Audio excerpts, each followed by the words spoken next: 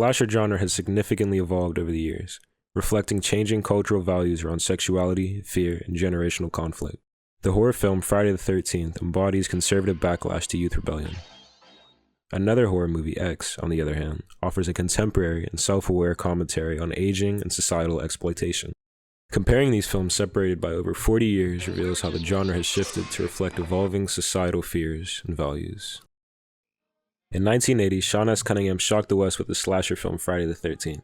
It begins on a summer night in 1957 at sleepaway Camp Crystal Lake. A young boy named Jason Voorhees drowned in the lake due to his camp counselors being too distracted having sex. 1 year later, the two camp counselors were both mysteriously murdered. The story then takes a 21-year jump, and the family of the original owners reopens Camp Crystal Lake. The killings start up again, and the unsuspecting counselors are picked off one by one. It's revealed that the killer was the little boy Jason's mom, Pamela Voorhees, and she's been taking revenge for her son. The low-budget horror film became a success and was praised by some for its cinematography, soundtrack, and writing. The A24 Studios film X was originally released at South by Southwest Film Festival in 2022. The film, directed and written by Ty West, is set in 1979, coincidentally a year before the release of Friday the 13th. Taking place in Texas, a group of young adults plan to shoot a porno, hoping it'll propel them into stardom. They rent out a property from an elderly couple who own a farmhouse. The old people find out their true intentions, and a hag named Pearl becomes infatuated with the young adults, in particular Maxine, the final girl. After Pearl's attempts to make sexual advances are rejected by both her husband and the much younger film crew, she begins a murderous rampage. One by one, the crew is gruesomely killed. The film was released at a time when nudity and violence for shock value were extremely oversaturated. Cleverly, they take it up a notch in a way, by making the film literally a porn horror movie. Anyone who's watched it would agree that it delivers in all aspects of a thriller film.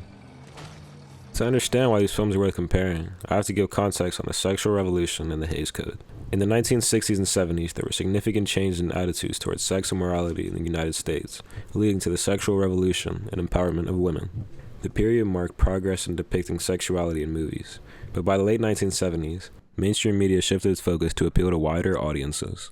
In 1968, the Motion Picture Association of America, or MPAA for short, introduced the Hays Code as part of a new parent-focused film rating system. Films were categorized by age and parental guidance to help people know if a film contained content unsuitable for certain ages.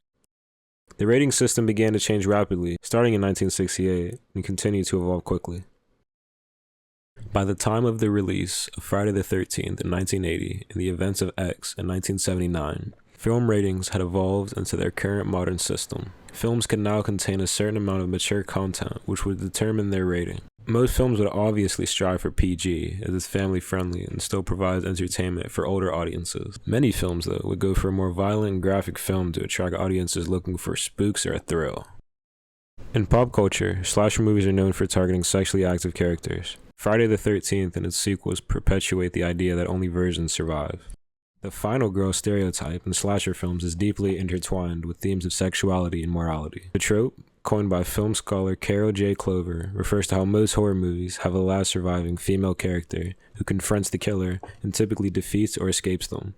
The final girl is portrayed as less feminine or tomboyish. Her survival is often linked to her sexual purity and her contrasting behavior compared to other characters who are more sexually active or rebellious. Friday the 13th's final girl, Alice Hardy, is portrayed as the good girl, compared to other characters who are more sexually active or reckless. Even though it's not explicitly mentioned, she's seen as morally upright and cautious, fitting the traditional final girl mold, where purity or restraint is important for survival. Maxine, the final girl in the movie X, is a contradiction to the stereotype. She dreams of being a star and will become one by any means, hence her motivations for doing adult film. Her confidence is portrayed in her bold personality and her willingness to go after what she wants, standing apart from more traditional passive final girl tropes. Maxine is a modern adaptation of the final girl who is sexually liberated and proud of her role in adult film, viewing it as a part of her pursuit for freedom and success, contrasting with older slasher film conventions. In the movie Friday the 13th, religion is implicitly depicted as playing a role, where sex is shown as sinful and deserving of punishment. The killings at Camp Crystal Lake happened after the counselors neglected their duties by engaging in premarital sex.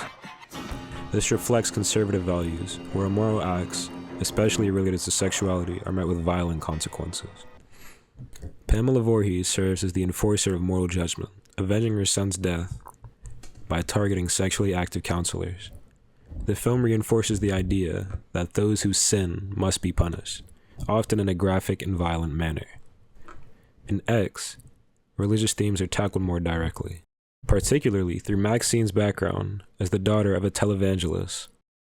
The film presents a critique of oppressive religious ideology, focusing on how conservative Christian values repress desires and commodify purity. Pearl's character embodies the destructive natural sexual repression and envy, having been denied sexual freedom in her youth. She envies Maxine and the other younger adults for their sexual liberation, leading her to lash out violently. The film suggests that repressing one's natural desires, as dictated by religious morality, leads to psychological and physical harm. The motif that sex is death is looked at in a new way, considering the influence of a religious revolution. Pearl's desire to regain her youth and sexual passion leads her to murder the group of young adults who represent the freedom she has been denied. The film critiques the moral systems that force individuals to repress their desires and frames this repression as the true source of evil, not sexual activity itself. The evolution of societal fears and sexual morality in the slasher genre can be observed perfectly through the sexual horror films Friday the 13th and X. Both films use violence as a punishment for impurity. In both Friday the 13th and X respectively, the slasher genre reflects societal anxieties and sex leading to death, but approaches these themes in their own way. Friday the 13th represents a conservative backlash, punishing youthful rebellion and sexual freedom with violence. It conveys the message that violating traditional morals, especially regarding sex, leads to dire consequences. In contrast, X critiques sexual repression as the true horror. It challenges society's obsession with purity and beauty, showing how these ideals oppress the liberated. The film redefines sexuality as empowerment rather than a source of sin leading to death. Ultimately, while Friday the 13th enforces conservative values, X offers a more nuanced liberal perspective, reflecting shifting cultural attitudes towards sexuality. This comparison highlights the evolution of the slasher genre from moralistic tales to a deeper exploration of repression, freedom, and identity.